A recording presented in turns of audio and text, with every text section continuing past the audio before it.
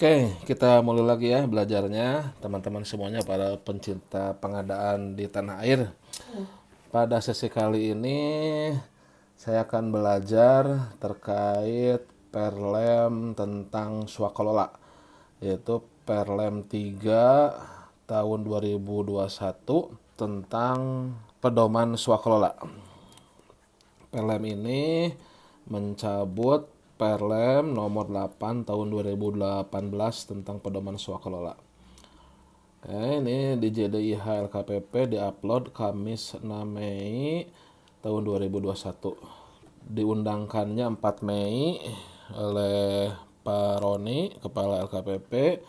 Kemudian diundangkan oleh Dirjen Peraturan Perundang-undangan, Kemenhukum dan HAM tanggal 6 Mei 2021. Pasalnya ada 12 pasal, kemudian masuk ke lampiran. Halamannya total ada 44 halaman. Oke, kita mulai belajarnya ya. Kita sama-sama belajar ya. Di dalam pasalnya pertama ada ruang lingkup pedoman swakalola, ada penyelenggara tim swakalola ya. Kemudian ada penjelasannya, tim-tim swakalola itu apa, tipe-tipe swakalola, kemudian penetapan penyelenggara swakalola ya. Kemudian lampirannya, kemudian terkait peralihannya. Oke, agar lebih mudah seperti biasa kita lihat mind mapnya ya. Ini di awal pertama ada ruang lingkupnya ya. Ruang lingkupnya ini yang akan dibahas di dalam swakalola ini adalah terkait perencanaan pengadaan oleh swakalola, persiapan swakalola, pelaksanaan swakalola, pengawasan swakalola, dan serah terima swakalola. Nah ini yang diatur utama di sini ya. Nah nanti akan tergambarkan dalam setiap tipe itu akan dijelaskan terkait persiapannya, pelaksanaannya, pengawasan, dan serah terima. Baik tipe 1, tipe 2, ataupun tipe 3, dan tipe 4. Nah ini. Jadi semuanya ada terkait perencanaan, persiapan, pelaksanaan, pengawasan, dan serah terima. Oke. Yang akan dibahas nanti terkait dengan tim swakalola. Ada tim persiapan, tim pelaksana, dan tim pengawas ya.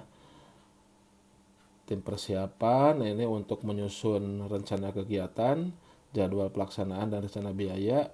Kemudian tim pelaksana melaksanakan, mencatat, mengevaluasi, dan melaporkan secara berkala kemajuan pelaksanaan kegiatan dan penyerapan anggaran. Tim pengawas mengawasi persiapan dan pelaksanaan fisik maupun administrasi swakalola. Nah ini tugas-tugas dari timnya ya. Jadi dalam swakalola ada 3 tim ini. Itu di pasal-pasalnya diatur.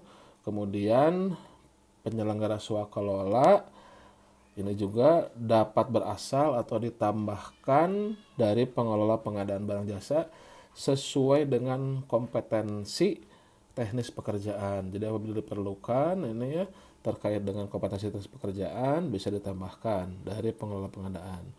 Nah ini pengaturannya juga diatur. Jadi penyelenggara swakalola yang dapat berasal atau ditambahkan dari pengelola pengadaan itu hanya untuk tipe 1, tipe 2, dan tipe 3.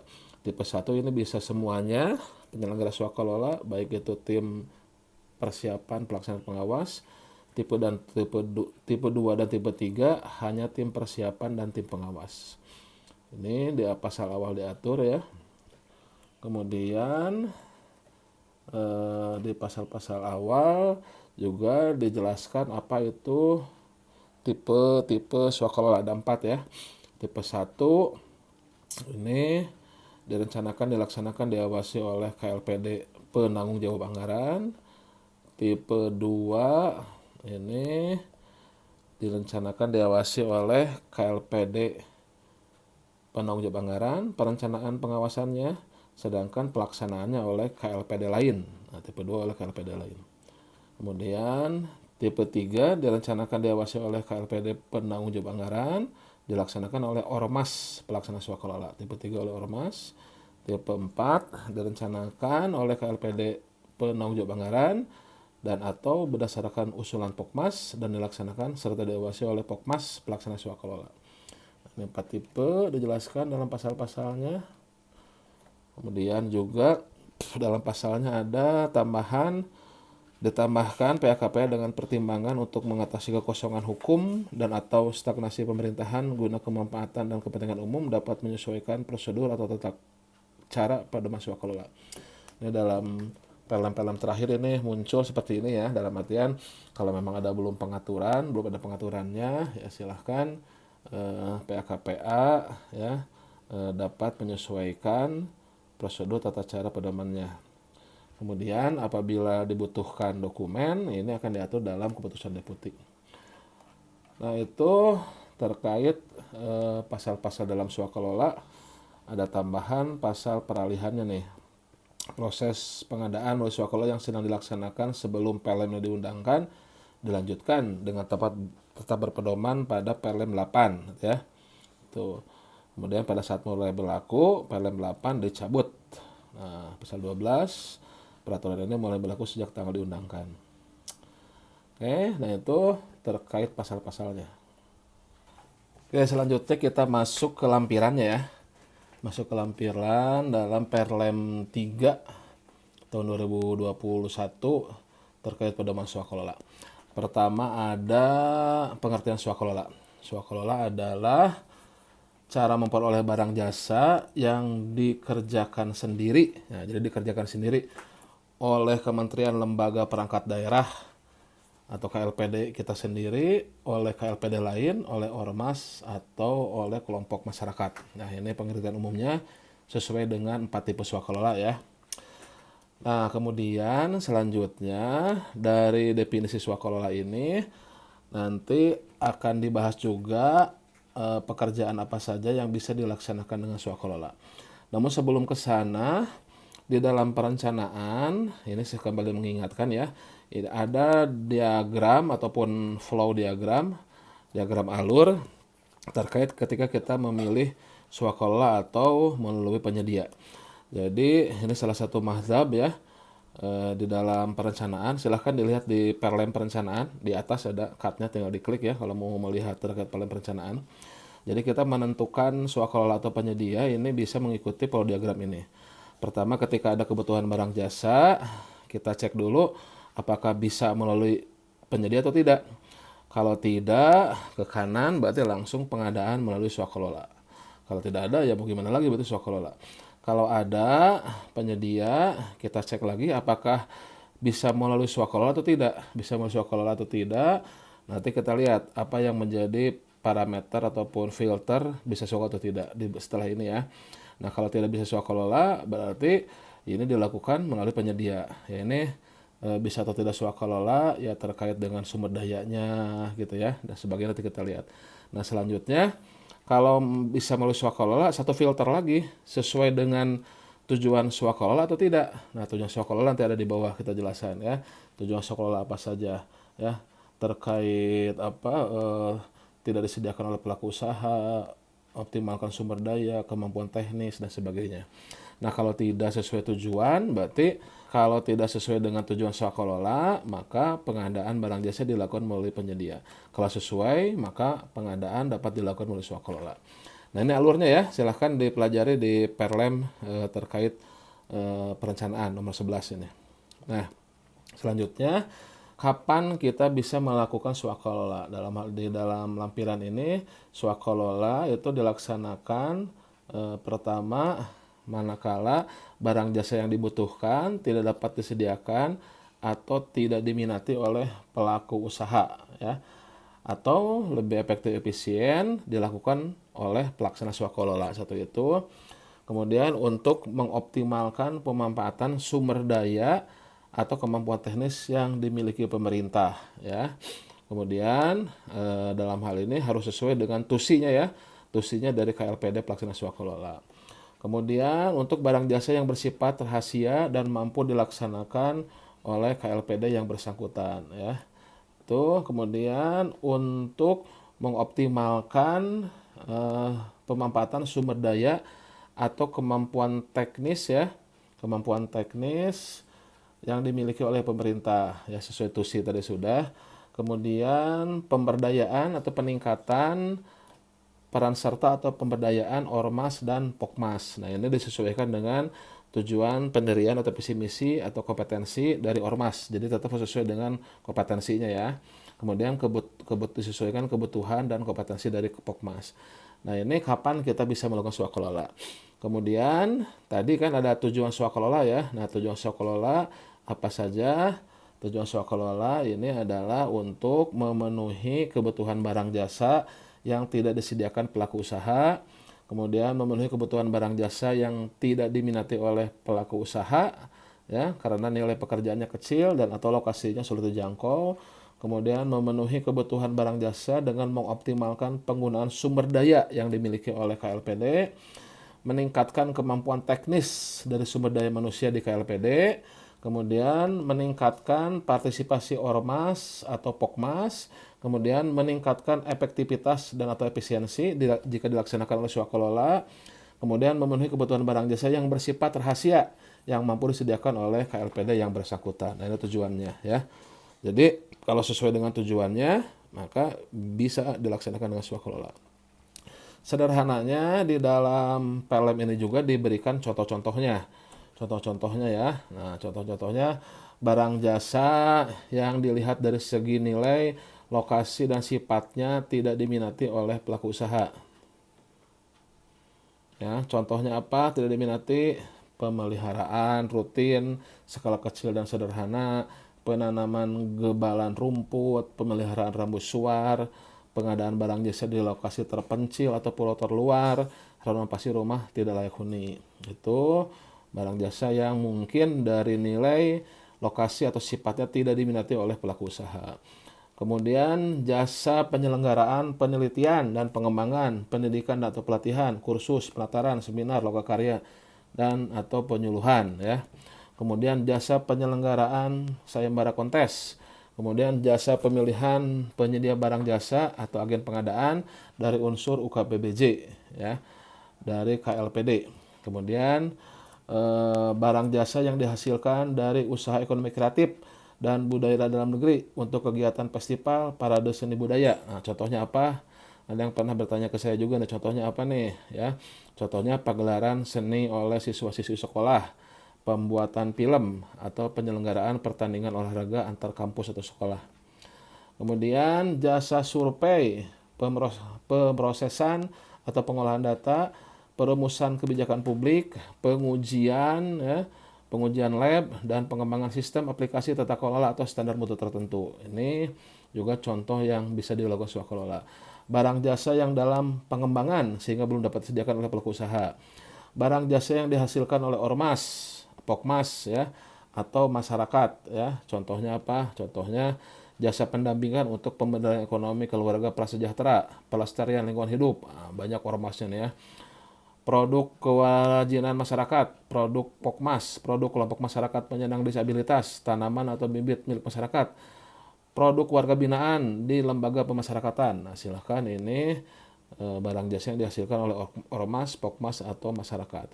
Kemudian barang jasa yang pelaksanaan pengadaannya memerlukan partisipasi masyarakat. Dalam hal pengadaan memerlukan partisipasi masyarakat berupa penggunaan fisik ataupun non fisik. Nah, contohnya apa? Fisik bisa konstruksi sederhana ya, yang dapat berbentuk rehabilitasi, renovasi, konstruksi sederhana ya. Sedangkan konstruksi bangunan baru yang tidak sederhana dibangun oleh KLPD. Nah, ini selanjutnya diserahkan kepada Pokmas penerima sesuai perundang-undangan. Jadi hanya untuk yang sederhana ya, renovasi ya, rehabilitasi atau konstruksi sederhana. Contohnya pembangunan pemeliharaan jalan desa atau kampung, pembangunan pemeliharaan saluran irigasi mikro atau kecil, pengelolaan sampah di pemukiman, pembangunan sumur resapan, pembuatan gapura, atau pembangunan atau peremajaan kebun rakyat. Atau untuk non fisik contohnya adalah pelayanan peningkatan gizi keluarga di posyandu, pelayanan kesehatan lingkungan, atau peningkatan kualitas serta sederhana. Nah, ini contoh yang memerlukan partisipasi masyarakat baik fisik ataupun non fisik. Kemudian barang jasa yang bersifat rahasia yang dan mampu dilaksanakan oleh KLPD yang bersangkutan ya. Contohnya eh, pembuatan soal, pembuatan sistem keamanan informasi. Nah, ini contoh-contoh pekerjaan yang dapat dilaksanakan dengan swakelola. Selanjutnya memang selanjutnya ini untuk pelaksanaan swakelola banyak wordingnya ya, lumayan ya. Banyak wordingnya ya. Di sini saya akan memberikan kunci-kuncinya saja. Untuk detailnya silahkan dapat dibaca ya di filenya itu sendiri. Oke, selanjutnya ada penjelasan terkait penyelenggara swakelola tadi sudah ya. Jadi penyelenggara swakelola itu ada tim persiapan, tim pelaksana, dan tim pengawas. Oke. Selanjutnya penetapan. Selanjutnya penetapan penyelenggara swakelola ada 4 tipe ya. Nah, ini penetapannya. Nah, dalam artian di sini siapa yang menetapkan? Ya, tipe 1 dan tipe 4 penetapan penyelenggara swakelolanya itu kalau tipe 1 oleh KPA atau PA ya, penanggung jawab anggaran, semuanya oleh PA atau KPA tipe 1. Tipe 4 penetapan penyelenggara swakelola semuanya oleh penanggung jawab Pokmas. Sedangkan untuk tipe 2 dan tipe 3, untuk pelaksananya tentunya ditetapkan oleh KLPD lain kalau tipe 2 ya, karena tipe 2 dilaksanakan oleh KLPD lain. Kemudian tipe 3, tim pelaksananya oleh penanggung jawab pelaksana swakelola. Sedangkan tipe 2, tipe 3, tim persiapan dan tim pengawasnya oleh PA-KPA penanggung jawab anggaran. Nah, ini diatur tentang siapa yang menetapkannya. Oke. Ada tabelnya ya, silahkan dilihat. Nah, selanjutnya di sini ada terkait persyaratan penyelenggara swakelola untuk masing-masing tipe. Nah, untuk tipe 1 yang oleh sendiri ya, ini siapa? Ini adalah KLPD sendiri yang tentunya memiliki sumber daya cukup ya, sumber daya yang cukup dan kemampuan teknis untuk melaksanakan swakelola ya. Jadi ini penyelenggara swakelola tipe yang pertama, jadi oleh sendiri ya.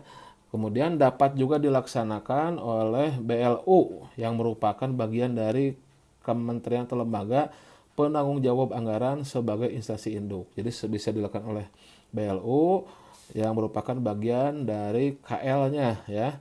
Kemudian bisa dilaksanakan oleh BLU yang merupakan bagian dari perangkat daerah penanggung jawab anggaran sebagai instansi induk, atau perguruan tinggi negeri yang merupakan bagian dari kementerian atau lembaga penanggung jawab anggaran. Jadi ini bisa menjadi penyelenggara swakelola tipe yang pertama. Kemudian swakelola tipe yang kedua sekarang. Tipe yang kedua yang dilaksanakan oleh KLPD lain ya, direncanakan diawasi oleh KLPD penanggung jawab anggaran, pelaksananya KLPD lain.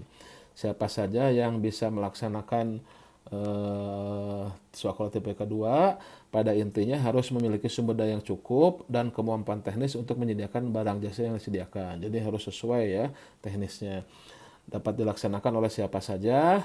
Pertama, kementerian, lembaga, perangkat daerah, KLPD yang memiliki tugas dan fungsi sesuai dengan pekerjaan swakelola yang dilaksanakan. Jadi kebutuhannya apa? Dilaksanakan oleh KLPD yang bisa melaksanakan. Contohnya kalau butuh peta bisa oleh BIG, LAPAN ya, atau BPN yang memang tusinya menyediakan peta. Kalau mau masalah korupsi ke KPK, masalah narkotik ke BNN dan sebagainya. Atau bisa oleh UKPBJ di kementerian, lembaga, atau pemerintah daerah yang ditunjuk sebagai agen pengadaan untuk pemilihan penyedia. Atau bisa oleh BLU atau BLUD di KLPD lain ya. BLU atau BLUD di KLPD lain. Kemudian perguruan tinggi negeri di KL lain. Nah, ini penyelenggara swakelola ya, tipe yang kedua. Oke. Ini hal yang baru juga ya, ini lebih eksplisit di sini jelaskan. Ini tipe swakelola yang kedua. Kemudian kita masuk swakelola tipe yang ketiga, apa persyaratannya? Nah, ini direncanakan, diawasi oleh KLPD penanggung jawab anggaran, rencana dan pengawasannya, pelaksananya oleh Ormas. Nah, Ormas yang bagaimana ini yang bisa melaksanakan? Ini bisa oleh Ormas ya, ataupun LSM ya, bisa LSM atau Ormas ya yang melaksanakan. Kemudian dapat dilaksanakan juga oleh perguruan tinggi swasta ya, atau organisasi profesi. Jadi selain oleh LSM atau ormas, organisasi masyarakat, bisa oleh perguruan tinggi swasta atau organisasi profesi. Kemudian persyaratannya ada penyelenggara swakelola. Nah, ini berbentuk yayasan, mempunyai valid keterangan pajak, ada struktur organisasi, ada ERT, ada kegiatan yang berhubungan dengan kebutuhan dari swakelola ya. Ada personil tetap ya dengan keilmuan pengalaman teknis ya yang sesuai dengan kebutuhan swakelola. Menguasai kantor dan alamat ya. Kemudian dalam hal pelaksana akan melakukan kemitraan harus melakukan perjanjian kerjasama kemitraan yang memuat masing-masing tanggung jawabnya. Nah, ini persyaratan penanggung jawab swakelola tipe yang ketiga. Sudah lumayan detail di sini ya. Kemudian tipe yang keempat ini oleh kelompok masyarakat ya. Direncanakan oleh KLPD rencananya berdasarkan usulan Ormas ya dan diawasi oleh Pokmas pelaksana swakelola. Oke, nah ini persyaratan Pokmasnya juga ini sudah lengkap di sini ya. Harus ada surat pengukuhan yang dikeluarkan oleh pejabat yang berwenang. Kemudian memiliki sekretariat ya. Sekretariat dengan alamat yang benar dan jelas ya di lokasi pelaksanaan. Kemudian memiliki kemampuan ya tentunya sesuai dengan kebutuhan. Nah, ini syarat-syarat pelaksana dari swakelola tipe pertama, tipe kedua, tipe ketiga, dan tipe keempat. Oke. Selanjutnya dalam Perlem ini juga diatur terkait perencanaan. Terkait perencanaan, ketentuan dan prosedur penyusunan spek teknis, KAK, perkiraan biaya, RAB, sebagaimana masuk dalam tahap perencanaan mengacu pada tahapan perencanaan yang diatur dalam Perlem LKPP atau ketentuan yang ditetapkan Menteri yang menyelenggarakan urusan perencanaan di bidang perencanaan pembangunan nasional, Bappenas, dan ketentuan ditetapkan oleh Menteri yang menyelenggarakan urusan pemerintahan di bidang keuangan negara, ya kemungkinan Kemenke, dan Menteri yang menyelenggarakan urusan pemerintahan di bidang pemerintahan daerah. Jadi terkait perencanaan diatur di aturan di luar dari Perlem ini. Oke.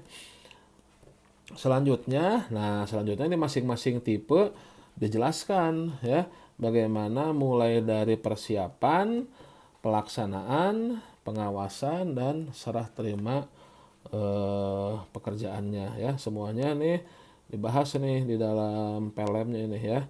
Nah, ini lumayan lumayan panjang nih. Untuk detailnya sebaiknya silahkan dibaca sendiri ya.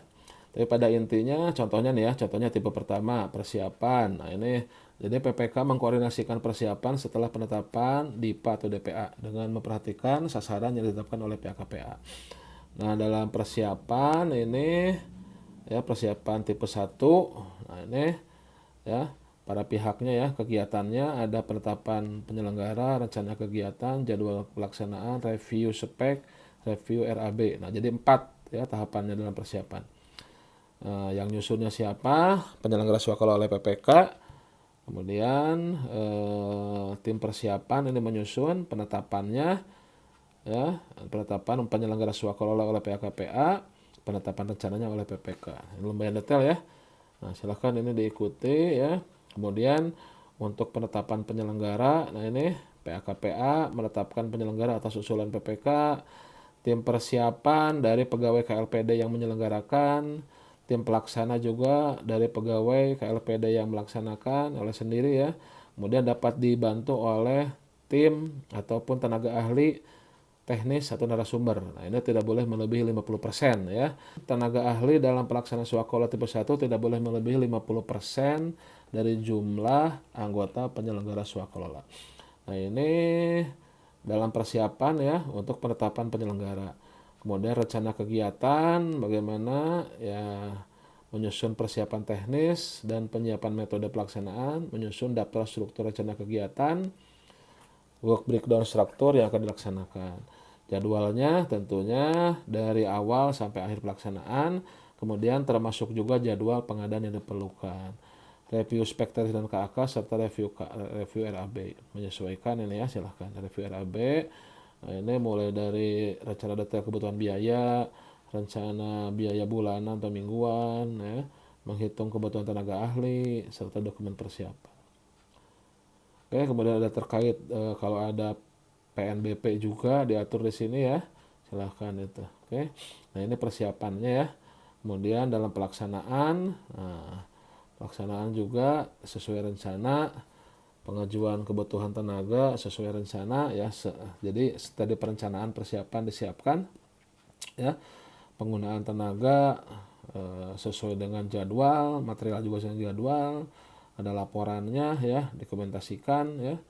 Tuh, kemudian pembayaran sesuai dengan peraturan perundang-undangan. Oke, pengawasan ini ya standar, verifikasi dokumen administrasi, pengawasan teknis, pengawasan terhadap administrasi. Kalau ada penyimpangan ya, melaporkan kepada PPK untuk dikoreksi. Kemudian setelah terima hasil pekerjaan, tim pelaksana menyerahkan laporan kepada PPK dengan berita acara serah terima. Kemudian penyerahan tersebut kepada PPK setelah diperiksa ya. Kemudian PPK menyerahkan kepada pihak KPA. Nah, itu tahapan-tahapan ya dalam penyelenggaraan swakol tipe yang pertama. Kemudian untuk tipe yang kedua juga kurang lebih sama ya. Cuma dalam pelaksanaannya ini nanti tim ini ada tim pelaksana yang dapat dibantu oleh tenaga ahli pendukung lapangan. Nah, ini paling banyak 10% dari tim pelaksana atau 1 orang ya. Tuh. Ini untuk swakol tipe yang kedua. Nah, silakan nanti dieksplor ya. Ini lumayan boarding juga ya. Tapi pada intinya resumenya kurang lebih isinya seperti ini. Kemudian untuk tipe 3, juga di sini untuk ormas ya, oleh ormas. Nah, ini dalam persiapan ini dalam tim swakololanya tim pelaksana bisa dibantu oleh tim pendukung ya. Ini contohnya untuk pengumpulan data enumerator ya. Itu selain anggota ormas ya itu 10% ya maksimal dari tim pelaksana itu. Jadi bisa dari luar ya. Untuk kegiatan tertentu yang membutuhkan tenaga ahli tertentu di luar tenaga ahli yang dimiliki oleh pelaksana swakolola atau membutuhkan tenaga ahli di lapangan, maka silahkan ini ya. Ini tenaga ahli atau pendukung lapangan termasuk dalam bagian kontrak swakolola. Itu ada teman tambahannya ya. Nah, terus terakhir terkait sanksi. Nah, ini sanksi.